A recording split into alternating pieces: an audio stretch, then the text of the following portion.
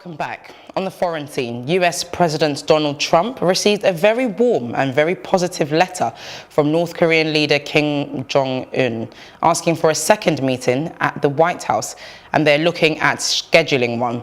White House spokeswoman Sarah Sanders has said on Monday that the two countries have been discussing North Korea's nuclear programs since their leaders met in Singapore in June, although that summit's outcome was criticized for being short on concrete details about how and whether Kim is willing to give up weapons that threaten the United States.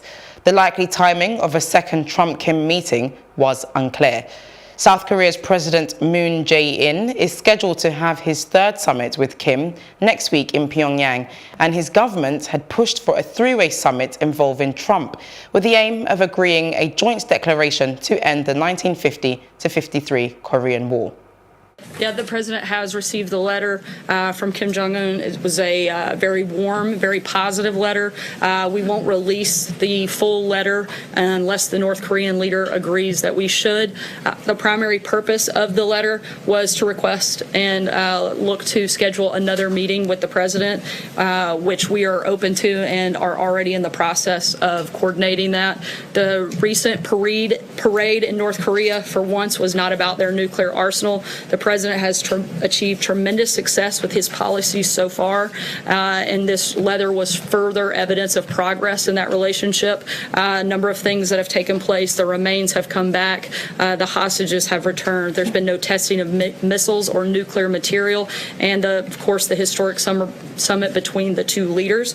And this letter is just further indication of the progress that we hope to continue to make. The death toll from a powerful earthquake in northern Japan last week rose to 44, with 660 injured. The government said on Monday, as electricity supply remains short and top automaker Toyota suspended work at most of its assembly plants. The pre-drawn 6.7 magnitude quake on Thursday temporarily paralyzed the island of Hokkaido, cutting off access by air and train and knocking out power to an island the size of Austria. About 2,500 people remain in evacuation centers. More than 1 million people in the United States faced mandatory evacuation orders as Hurricane Florence neared Category 5 strength on Tuesday.